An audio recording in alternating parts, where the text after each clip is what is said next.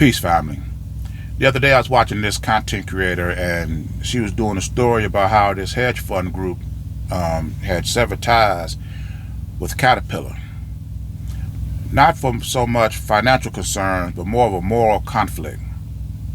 You see, this hedge fund group didn't like what Israel was doing to the Palestinian people in Gaza. And they wanted Caterpillar to put pressure on Israel to stop them from using their tractors to leveling the homes in Gaza. So because of this moral conflict, they let the #1 construction equipment manufacturer on the planet go. And they weren't the only ones. This company had already severed ties with over 20 other businesses doing business with Israel because of their fundamental beliefs. She also went on to say that she wondered why this news didn't catch traction in the United States, due to the fact that Caterpillar was located and headquartered in Irving, Texas.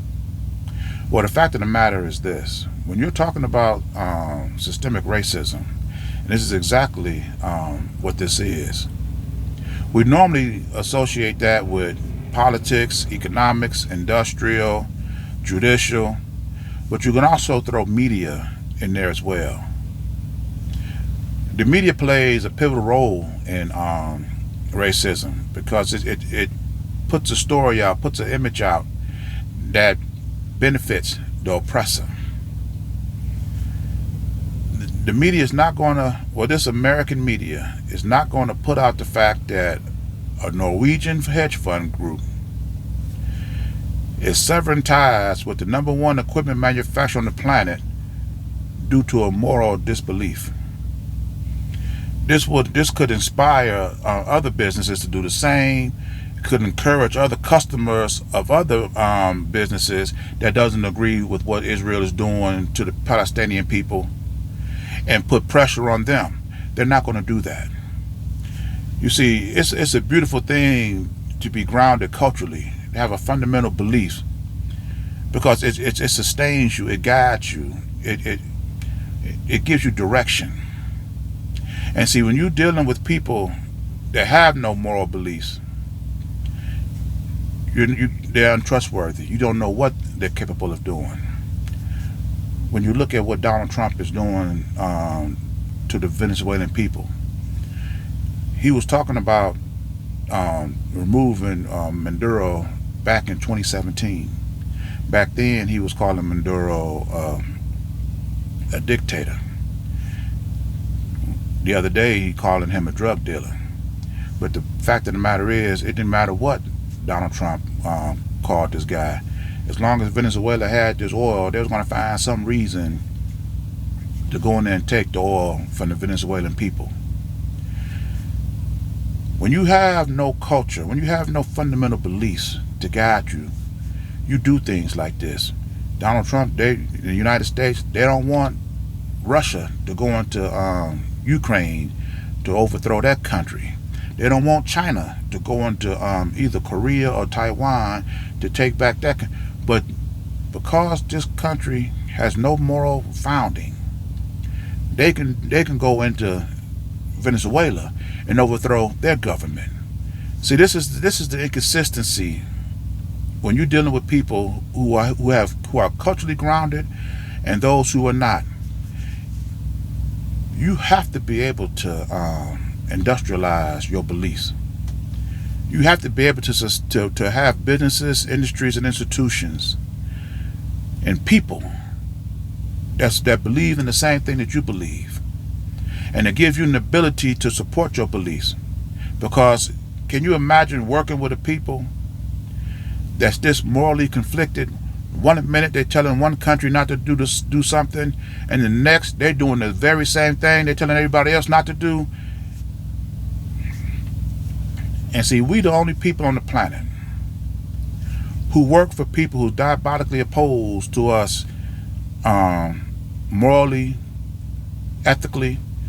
White people do not value what we value. They don't love what we love. But yet we build no businesses, no industries, no institutions to support our beliefs. So wherever United States go, wherever white people go, we got to go right behind them. And then soon as somebody talk about black people doing something for themselves, they want to bring white people with them. This Norwegian hedge fund group was able to sever ties with Caterpillar because of this moral conflict, because they didn't want this struggle to continue any longer. And see, when you following the people who have no morals, then you can't honor your intentions. And the longer you stay with these people, the more out of alignment with your beliefs you get. You start doing things like, when I look at my people, they working for the police, an organization that was rooted from the KKK to catch slaves, and now you got black people joining the same organization to catch black people. When you don't have a way to support your beliefs, you find yourself joining the military to defend the country that's impoverishing your people. Then you're not fighting to defend the peace and prosperity of your people. You're fighting to defend their poverty. You're keeping the people in charge that's oppressing your people, and they're not living a respectable, dignified life. You're supporting their suppression. When you don't have the ability to support your beliefs, you find yourself singing the national anthem of the same country that overthrew and enslaved your own people. Participating in the Olympics, wearing their colors, wearing their flag. Singing their national anthem with so much emotion that it brings tears to most people. We have got to get together as a people and start industrializing our beliefs, building businesses, industries, and institutions that support our customs so that we can be the people who God intended us to be. And there's nowhere on the planet that we can go through life hoping that we can be employed, educated, hired, promoted, celebrated, consistent to what God intended for us to be, and have that ability all in the hands of another race of people. Do you think that's possible? You know, like I said, it is time for us to stop playing this civil rights game. Stop running around from one nation to the next, hoping to get a piece of the pie, when we can come together and build our whole pie and do for ourselves. I mean, this is absolutely ridiculous. But I'm gonna end this video here. And as always, these are my thoughts, my opinions. I invite you to leave yours in the comments, and I'll see you in my next video. Ashe.